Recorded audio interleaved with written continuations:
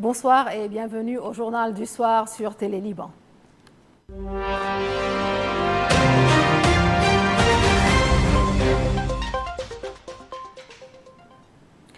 Trois frappes israéliennes ciblées ont secoué les localités de Kfour, Naoura et Houla. Le bilan, 2 morts, plusieurs blessés et d'importants dégâts. Retour sur une escalade militaire qui alimente les inquiétudes dans la région. Marqué par plusieurs frappes israéliennes dans le sud. Un drone a visé un véhicule civil à Kfour, faisant 1 mort. À Nakoura, une autre frappe a coûté la vie à un membre du Hezbollah, tandis qu'à Houla, une frappe aérienne a causé d'importants dégâts. À Kfour, un drone israélien cible un véhicule de type rapide à proximité d'un poste de contrôle militaire. L'un des passagers, Hassan Ahmad Sabra, succombe à ses blessures. 2 autres personnes sont blessées selon le ministère de la Santé. Quelques heures plus tard à Nakoura, un autre drone israélien largue une bombe. Un membre du Hezbollah, Ali Fawaz Atwi, est tué. Et à l'aube, c'est le village de Houla à l'est qui est visé.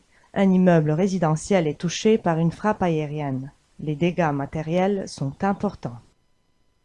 Les autorités de régulation de l'aviation civile et du cannabis ont été nommées lors du Conseil des ministres qui a été tenu au palais présidentiel à Baabda.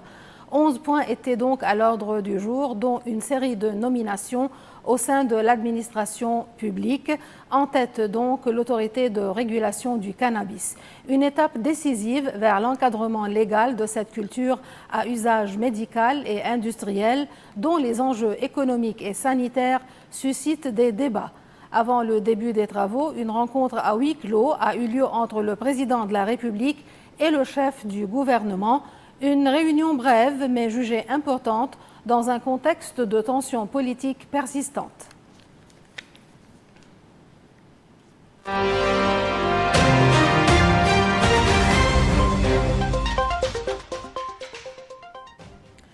Après plus de 516 morts en 4 jours d'affrontements intercommunautaires, les forces syriennes se retirent entièrement de la province druze de Souaïda. La sécurité est désormais entre les mains des factions locales dans une région meurtrie, tandis que les tensions restent vives avec Israël. Face à l'escalade communautaire dans le sud des Syriens, le président Ahmed Shara a annoncé le retrait des troupes et transféré la responsabilité de la sécurité à des factions locales druzes. Une décision politique majeure.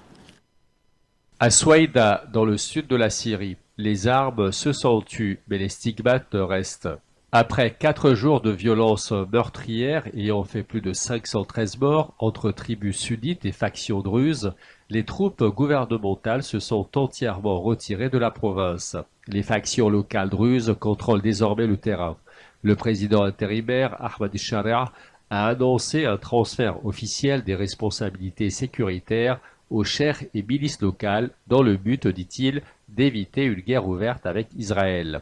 Nous avons choisi de donner la priorité à l'intérêt national plutôt que de plonger dans le chaos. Les anciens et chers druzes sont désormais responsables de la sécurité à Souaïda, a-t-il déclaré. Mais le retrait s'est fait dans un contexte dramatique, un changement de cap face à une crise communautaire sans précédent.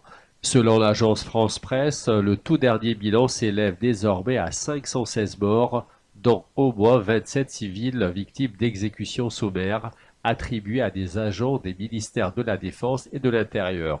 À Souaïda, la situation est qualifiée de catastrophique par des témoins. Des corps jonchent encore les rues, preuve de l'intensité des combats entre combattants druzes et tribus bédouines sunnites. Sous couvert d'anonymat, un habitant raconte: ils sont entrés dans les maisons, ont tiré sur des civils, même sur des enfants. Ce n'était plus un conflit, c'était un massacre. Dans ce climat explosif, Israël a mené plusieurs frappes contre des cibles syriennes, affirmant protéger la communauté druze. L'intervention israélienne n'a fait qu'ajouter à la confusion. Tel Aviv affirme protéger la communauté druze. Damas, lui, dénonce des frappes sur des installations civiles et accuse l'État hébreu d'avoir aggravé la crise. Ahmed Shara a souligné dans son discours que sans la médiation américaine, arabe et turque, la région aurait sombré dans le chaos. Washington, par la voix de sa porte-parole, Tammy Bruce, a pressé Damas de retirer ses forces pour apaiser les tensions. Le secrétaire d'État américain Marco Rubio a salué un accord pour contenir la situation. Mais les tensions restent vives et l'avenir de Soheida incertain. Dans un pays ravagé par 14 années de guerre civile, le sud syrien redevient un foyer de tensions régionales et identitaires. Le retrait de l'État central, s'il apaise les armes, pourrait aussi fragiliser l'autorité de Damas dans cette zone hautement symbolique. Une coopération énergétique inédite entre Washington et Manama. Les États-Unis et Bahreïn ont signé un accord de coopération dans le domaine du nucléaire civil, renforçant leurs liens diplomatiques et économiques sur fond de tensions régionales avec l'Iran. Ce partenariat ouvre la voie à une collaboration technique et commerciale dans le secteur nucléaire à usage pacifique. C'est dans un contexte de fortes tensions régionales que Washington et Bahreïn viennent de franchir une étape majeure. Les deux pays ont paraphé un accord de coopération dans le domaine du nucléaire civil lors d'une cérémonie officielle tenue à la Maison-Blanche. Marco Rubio, le secrétaire d'État américain, a déclaré « Il s'agit d'une signature importante, elle marque le début d'une coopération approfondie dans le nucléaire civil dans un cadre transparent et sécurisé. » L'accord vise à permettre à Bahreïn de développer un programme nucléaire à des fins pacifiques dans le respect des normes internationales. Aucun lien avec des ambitions militaires, affirment les deux parties, qui n'ont pas manqué de faire allusion, sans le nommer, à l'Iran, soupçonné par Israël et Washington de poursuivre un programme nucléaire militaire. Le 22 juin dernier, les États-Unis ont frappé plusieurs sites nucléaires iraniens dans le cadre de la guerre éclair déclenchée par Israël contre Téhéran. Quelques heures après la signature, le prince héritier de Bahreïn, Salman Ben Ahmed Al Khalifa, a été reçu au bureau ovale par le président américain Donald Trump. Une rencontre au cours de laquelle il a annoncé d'importants investissements dans l'économie américaine. Nous avons engagé 17 milliards de dollars d'investissements réels aux États-Unis. Il ne s'agit pas de promesses creuses, a-t-il affirmé. Bahreïn, déjà signataire des accords d'Abraham, continue de s'aligner sur les initiatives diplomatiques lancées par Washington pour remodeler les équilibres régionaux. L'accord nucléaire civil avec les États-Unis renforce ainsi sa position stratégique au sein des pays du Golfe.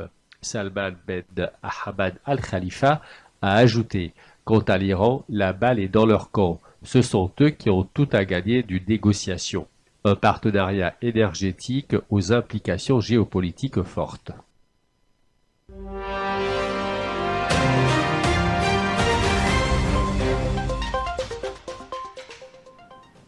Alors que les pourparlers de paix piétinent, Moscou et Kiev ont échangé les dépouilles de soldats tombés au front. Dans le même temps, une nouvelle salve de frappe par drone a fait plusieurs morts et blessés des deux côtés. Retour sur des violences entre diplomatie figée et escalade militaire. En pleine impasse diplomatique, la Russie a remis à l'Ukraine les corps de 1000 soldats ukrainiens tués sur le terrain. En échange, Moscou a récupéré les dépouilles de 19 de ses militaires tombés au combat. Un échange permis par les accords d'Istanbul, l'un des seuls résultats tangibles de discussions qui peinent à enrayer une guerre qui dure depuis février 2022. Mais pendant que les corps sont rapatriés, la guerre continue à faire des victimes. À Dnipro, une frappe de drone russe a tué une personne. À Nikopol, 5 autres ont été blessés. L'armée ukrainienne affirme avoir abattu 41 drones sur les 64 lancés par la Russie dans la nuit. Dans l'est du pays, à Dobropilia, une frappe sur une zone commerciale a fait au moins 3 morts et 27 blessés selon les autorités locales. La riposte ukrainienne n'a pas tardé. En Russie, un drone a tué une femme dans la région frontalière de Belgorod. 3 adolescents ont été blessés par des débris à Voronezh. Moscou affirme avoir intercepté 126 drones, dont 3 au-dessus de la capitale. Face à cette escalade, Donald Trump hausse le ton. Le président américain menace la Russie de sanctions sévères si un cessez-le-feu n'est pas obtenu dans les 50 prochains jours. En attendant, Washington promet à Kiev un nouveau flux massif d'équipements militaires. Échange de corps, échange de feu. En Ukraine, les morts continuent de parler et la paix, elle, reste encore très loin. Face au dérèglement climatique, la région d'Isfara, capitale tadjike de l'abricot, voit son fruit emblématique menacé par la sécheresse, les gelées tardives et par la pénurie d'eau. Dans un pays où l'abricot est crucial pour l'économie rurale, cultivateurs et autorités tentent de s'adapter à des conditions de météo de plus en plus imprévisibles avec des moyens souvent limités. À Isfara, au nord du Tadjikistan, les vergers d'abricotiers font depuis toujours la fierté des habitants. Mais aujourd'hui, ce paysage verdoyant est fragilisé. Le changement climatique menace la production du fruit emblématique de la région. Le fermier Ouktab Kouziev se plaint. Certaines terres se sont transformées en quasi-désert, le sol s'est fissuré, les abricotiers ont séché. Avec des températures en hausse, des précipitations désordonnées et des gelées tardives, les abricotiers souffrent. La Banque mondiale tire la sonnette d'alarme. L'abricot, pilier de l'économie locale, est l'une des cultures les plus exposées au climat. La rareté de l'eau aggrave la situation. Kouziev doit parfois sacrifier d'autres cultures pour sauver ses arbres. Le prix de l'eau a bondi de 150% en 2024. Mounid John Mahamadjov est responsable chez Isfara Food. Il explique: quand la température monte ou chute brutalement, même 1 ou 2 jours, on perd toute la récolte. Les vendeuses comme Moubarak Isoyeva voient leurs produits dévalorisés.